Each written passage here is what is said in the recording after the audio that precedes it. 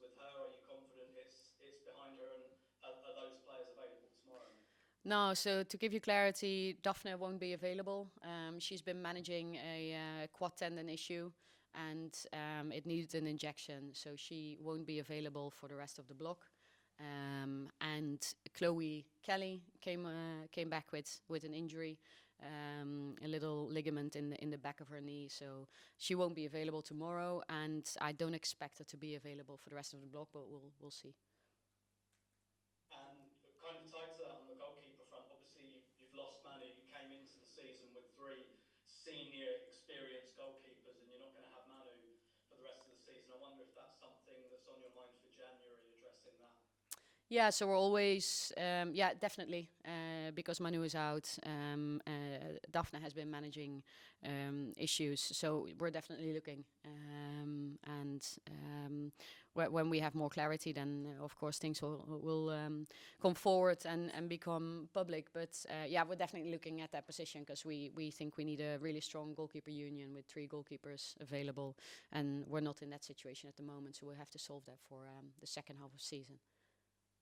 Thanks. See you tomorrow. Thanks. See you tomorrow. Thanks, Tim. Helen. Oh, sorry, just unmuting.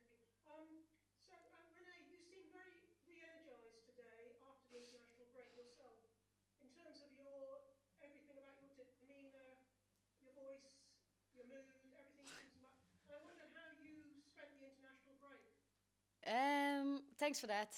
I take it as a compliment. I think it's important that I come in with energy. So I feel energetic.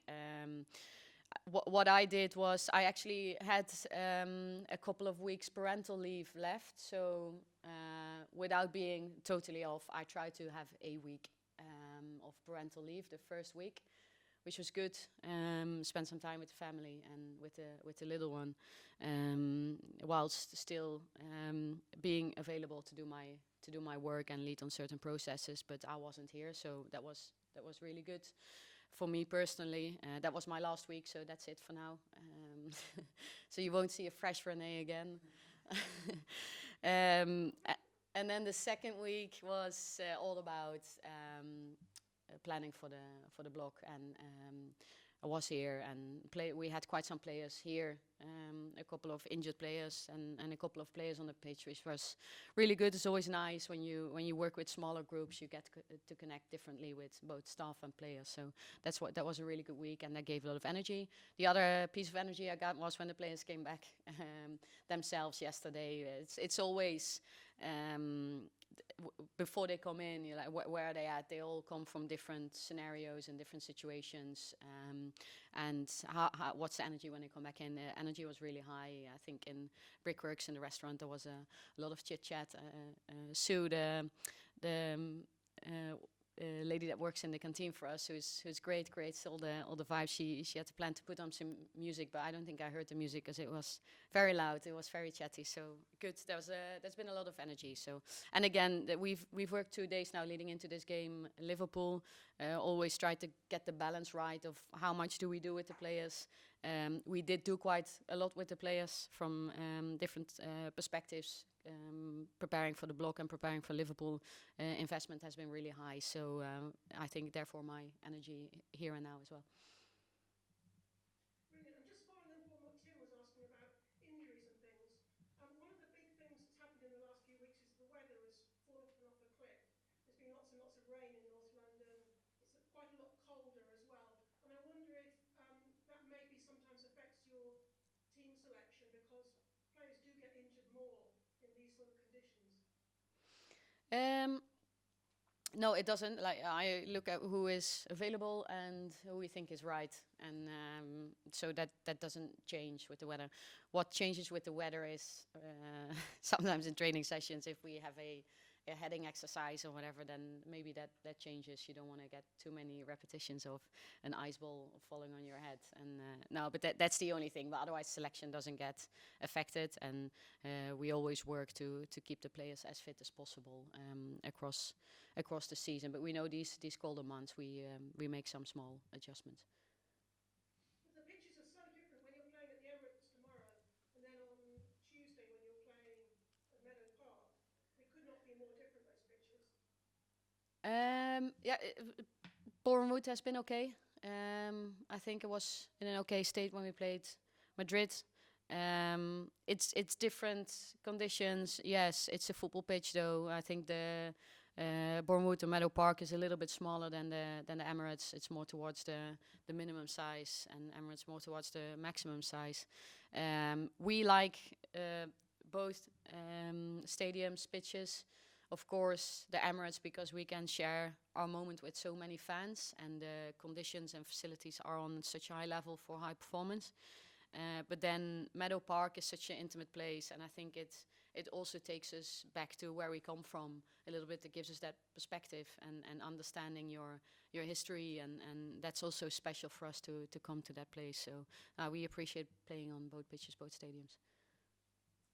Thanks. Good luck tomorrow. Thank you. Thanks, Ellen. We've got a few minutes left, so we could do one from each of the hands that are up on the call. Max, do you want to start? Hi Renee. Just picking up on the news of Daphne missing the match tomorrow. I was just wondering, I guess it comes from you on obviously Anna Court probably likely coming in there. I'm just wondering how she's feeling and yeah, just a bit more on sort of your thoughts on the player and yeah, how she's feeling coming into the match tomorrow.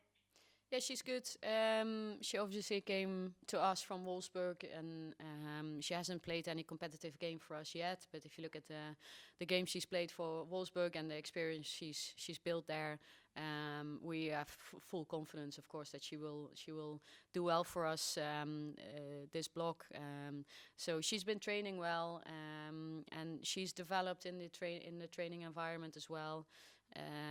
So they've been working really hard with the goalkeeper coach, but also everything that's integrated with the team, and you can see the improvement she's made. So she's been good. Of course, there's been a highly competitive situation with Daphne as well, but she's been doing really well, so she's ready to play for us tomorrow. Thanks, Max. Thomas? Hi Renee, how are you? I'm good, thanks. How are you? Just a quick one. We've seen in the past week multiple individual accolades collected by members of your team, with Mashaji Man picking up awards with Leah Williamson and also Alessia Russo. Focusing on Russo, I just wanted a quick comment on how impressed you've been overall with her development this year, and obviously the pivotal role that she plays in the team.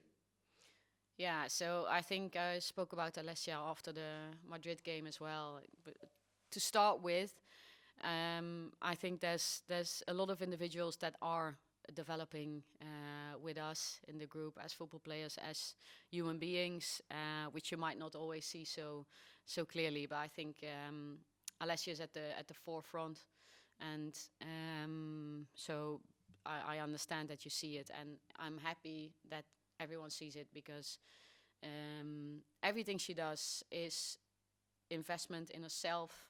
It's investment in the team. It's positive, it's constructive, it's hard work, it's everything you want from an athlete, and I think she's such a world-class player. She's played different roles for us as well. Last block she's played in the 10 position a little bit. She does all those things, and she's just so good all round. She's such a good footballer. But like I said, everything that she does off the pitch, it's means the world that a world-class player like Alessia cares so much for her teammates, is so humble and respectful towards staff members that are helping her and supporting her. There's so many things. Her work ethic, her willingness to learn. I think she's such a good role model for all the others. That a player of such high level, such world-class player is doing all these things. It's amazing to see, and she deserves all the reward. Yeah, perfect. Best luck for tomorrow. Thanks, Renee. Thank you. Great. Finally, Eleanor? Hi Renee. Hey. Just on Leah, you've obviously been without her for quite a long time, so how important is it to have her back both as a player and as a person? Yeah, Leah has a presence, which is sometimes even without speaking, it sets standards, and it creates a certain environment. So her leadership, I look forward to having it back. And she's very intelligent. She's good at solving things or communicating things beforehand and afterwards. But she's also very good in the moment. both solutions from a football perspective, motivational, what the game needs, what the team needs. So it will be really, really good to have her back, and just the fact that she's going to be with the team tomorrow again. She's going to be in the changing room. She's going to give these little injections of communication to other players. It's going to be such a win for the team. So we're really happy that she's back. She hasn't had a long run of team trainings, and there's been very little opportunity for her to train into more chaotic situations and 11v11s, because we just come off a international break. So she's still building, of course. But yeah, everyone has seen how good of a footballer Leah is, and it will be such a addition to the team now for this block to get her back. Thank you. Great, thanks everyone, we'll leave it there. Thanks.